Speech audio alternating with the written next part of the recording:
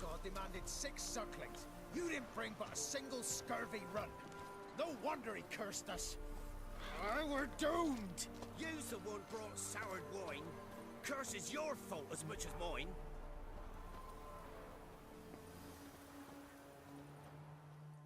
What are you doing here? What? The sun flying from the moon? We're making offerings to the All-God, clearly. You too can seek his aid. That's if you got fitting offerings. He scorned ours, then cursed the old village. The All-God, you call him. First I've heard. Is some new deity? Nay, 'tis ancient, revered by our forefathers. They say it were like this. Roslav of Oriton came here to gather brushwood. And suddenly, for no reason, a bush burst into flame. Then, Roslav heard a voice from the ground, demanding offerings and obedience. We've been coming here since then, bearing gifts, in exchange for which the All-God watches over us, keeps us from evil. Plain to see that. So, what's wrong with your offerings? You needn't mock us, you can see right well we brought scraps. Before the war, I wouldn't give this such to me elms. But what can we do? Such are the times. And they're like to get worse.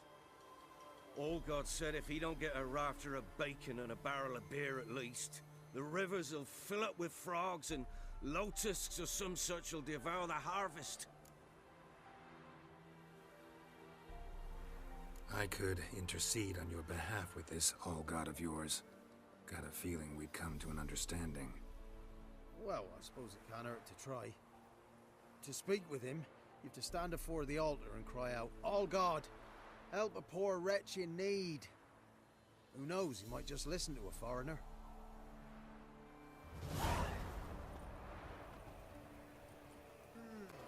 Oh, All-God, help a poor wretch in need. Pretty please. How dare you disturb my divine rest, mortal? I dare disturb it because I want your divine self to lift the, curse you cast. Those peasants really don't have. They must bring worthy offerings or they shall face drought, driving hail, earthquakes, avalanches. I have spoken. Avalanches? Here? How would that work? No answer from the All-God. Fine. We can finish our conversation when I find him. Voice came from underground.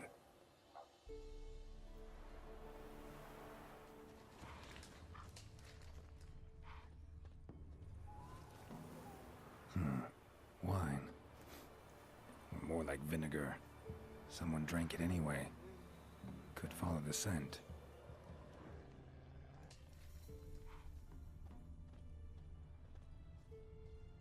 An illusion.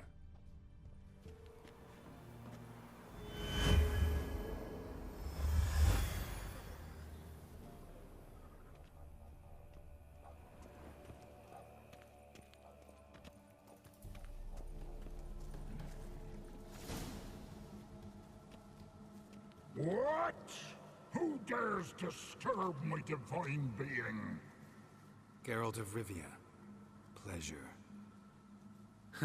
Expected the All-God to be corporeal in form, but never thought he'd be corpulent. Fattened up nicely at those peasants' expense. Expense? Expense? Not a word about the help I give in return. Blessings, absolutions, enlightened advice. Believe me, these folks need all of it. I'd watch over them still if they fulfilled their end. But lately they offer these pathetic scraps. That they steal from the mouths of their children, and to make matters worse, you cast a curse on them. And I'll not lift it till they bring me worthy offerings. I'm to settle for curds and whey? Not a chance. And you can tell them that.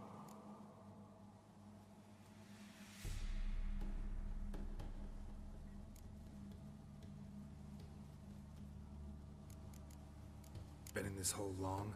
For a century or so. One winter I found shelter here. Built a fire so large the flames leapt through the crack, lit the bushes above. I coughed from the smoke, and suddenly heard a peasant. A voice out of nowhere, he called. A miracle. Thus, I became a god. Parasite, more like. Maybe so. But what of Freya and the Little then, Demanding prayers and offerings, giving naught in return? I talk at least. Listen here, lard ass. You're gonna be satisfied with what you get, or I'll feed you to the ravens. Ploughing reformers. No, fine, fine. I'll sup more modestly. But just till the end of the war, not one day longer.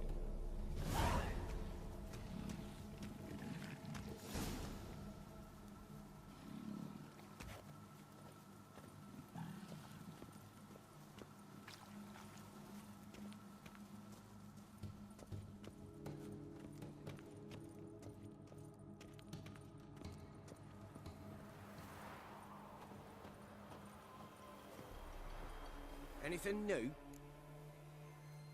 Talk to your old god, face to face. And? Will he show us mercy? He will. Promise to be pleased with whatever you bring.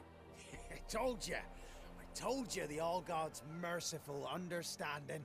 Thanks, Witcher. Oh, one last thing. Did you know there's a crypt beneath this hill? Might want to take a look sometime. Architecture's fascinating.